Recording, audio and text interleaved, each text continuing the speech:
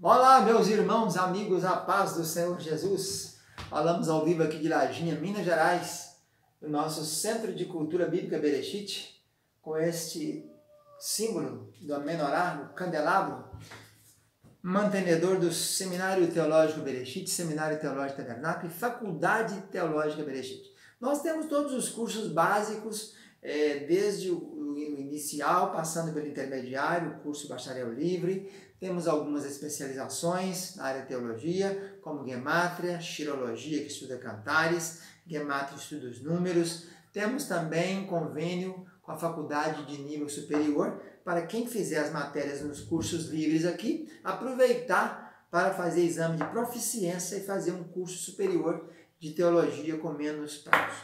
Hoje temos alguns alunos matriculados, 3 alunos no curso superior de teologia, e aqui na nossa sede em Lajinha, temos mais ou menos uns 40, 50 alunos. Temos também um polo em Ipanema, onde temos mais uns 15, 20 alunos. Temos em algumas cidades espalhadas por aí no modelo ensino à distância. Nossa matéria, essas aulas são colocadas aqui no canal do YouTube, no Seminário Teológico Bereshit, a descrição do vídeo está embaixo aí. Nós estamos trabalhando agora a matéria Etiologia Bíblica. Etiologia tem a ver com uso e costume. Quando a gente fala uso e costume, às vezes a pessoa está pensando que é cabelo grande, é paletó, é calça, essas coisas. Não, isso não é uso e costume. Isso é regra da igreja. Igreja fulana gosta isso, igreja beltrana gosta aqui, temos que respeitar todas, tá bom? Mas uso e costume tem a ver com etios, com causa, com origens, né? É uma cultura. Então a Bíblia foi escrita no Velho Testamento na cultura hebraica, judia, né? E dos povos em volta, os cananeus, os amorreus, os heteus, os edomeus, os assírios, os sírios, né? Então temos que conhecer essas culturas para saber um pouco disso. E a etiologia, essa matéria que é dividida em 2 blocos, a etiologia 1, que já se foi no 5º semestre, compõe o 5º semestre, e agora estamos falando de etiologia 2, do 6º semestre. Aí vamos falar sobre variados assuntos aqui, né, dentro dessa matéria. E o primeiro assunto que vamos falar é sobre cidade. Essa é a primeira parte dessa matéria. Falaremos as instituições e os costumes nacionais. Então falaremos da cidade, das aldeias, o centro da aldeia, a porta, o mercado, as ruas da cidade, as fortalezas, o suprimento, as fontes, né? O tanque que havia, e ruas, e etc. Tudo que se envolver cidade. Então vamos iniciar nosso trabalho de VTB 2, segundo bloco de VTB. Falaremos então de cidade. A primeira cidade mencionada na Bíblia, ela foi construída por Caim, não é isso? Depois que ele foi expulso ali, Adão e Eva foi expulso do Éden, e Caim foi expulso também, ter matado seu irmão Abel, e ele foi então para um local, para o Oriente ali, e fundou uma cidade com o nome de Enoque. Então a primeira cidade do mundo se chama Enoque, que depois seria Enoque, filho de Adão, 7 anos, Cainã, Malalel, já é de Enoque, seria o 7º na linhagem dos filhos de Deus. E aqui, esse Enoque aqui é na linhagem de Caim. Caim teve, então, esse menino chamado Enoque, e pôs o nome da primeira cidade chamada. A palavra cidade no grego é polis, né? Por isso tem tantos polis aqui no Brasil, que o nosso português ele é formado por mais ou menos 50% de grego e de latim. Então você tem Petrópolis, cidade de Pedro, Petrópolis. Metrópolis, cidade grande, né? Metro, grandona. Teresópolis, polis de Teresa, cidade de Teresa. E no hebraico a palavra ir. Então, quando ou então, Kiriat também quer dizer cidade. Ir, então, esse topônimo ir ocorre 932 vezes no Velho Testamento. Quase 1000 vezes você acha a palavra cidade no Velho Testamento. Claro que o lugar que você vai mais achar cidade é lá em Josué. Quando está fazendo a divisão das tribos, das terras para as tribos, então só Josué aparece 53 vezes. Mas tem livro que não tem cidade. No Velho Testamento, por exemplo, tem 2 livros que não aparece a palavra cidade. Obadias e Ageu, só. Os demais todos têm a palavra cidade. E no Novo Testamento tem já 1 Coríntios, não tem nenhuma palavra cidade, nem Gálatas, nem Efésios, nem Colossenses, nem Tessalonicenses 1 e 2, nem Timóteo 1 e 2, nem Filemão, nem o livro de Pedro 1 e 2, nem João 1, 2, 3 e nem Judas. No Novo Testamento é menos usado. Então, cidade é a primeira cidade, nome de Enoque. Depois tem outra cidade no Gênesis que a gente fica sabendo, né? Logo no capítulo 10 fala de Nínive, fala de Resem, de Calá, Depois fala uma cidade com torre no Gênesis capítulo 11, versículo 4. Temos também o episódio de Sodoma e Gomorra, de Mais Zebulun, aquelas cidades que foram destruídas, né, pelo fogo. Geralmente quando falava de cidade, falava de cerca, né? A diferença de cidade para aldeia é exatamente essa. A aldeia é a palavra Hatzer. Hatzer ocorre 162 vezes no Velho Testamento, sendo que na maioria delas, 75% das vezes que acontece a palavra Hatzer, ela não se refere à aldeia, refere-se a pátio ou a átrio. Então a aldeia mesmo é só 25% que usa dessa palavra Hatzer. A diferença de aldeia para cidade é que a aldeia é livre, não tem cerca. A aldeia é como se fosse um lugarejo, um local. E já a cidade, quando se refere à cidade, geralmente era naquele tempo murada. E se é murada, então nós temos porta. Como é que vai entrar na cidade? Não é isso? E o local principal da entrada da cidade era a porta. E a porta era onde antigamente acontecia o quê? Onde ficavam os juízes da cidade. A gente conta na Bíblia, por exemplo, que Ló, né, que era primo, era sobrinho de Abraão, ele estava na cidade, na porta da cidade de Sodoma, quando chegaram os anjos.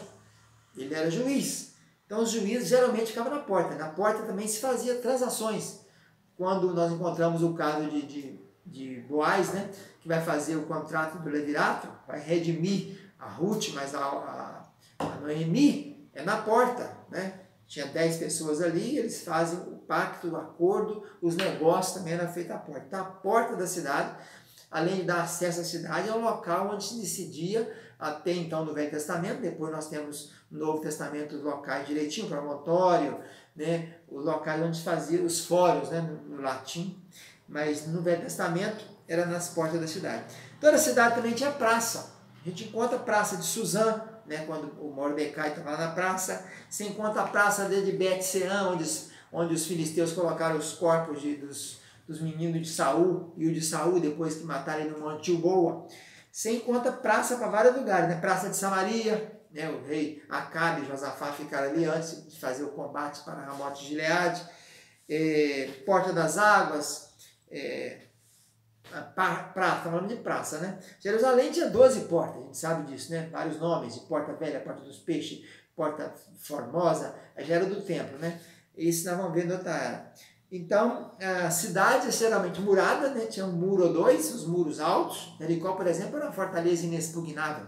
Tinha muralha dobrada, né? Chamado Muro de Casamaca. Tem um muro, um espaço e outro muro. Raabe morava naquele segundo muro, né? Ou no primeiro muro. O certo é que ela morava na parte murada.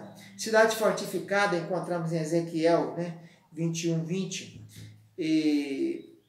Então, tem porta, não é isso? Sodoma é porta ao local de acesso, é onde ficavam os juízes. As praças, se tem algumas praças.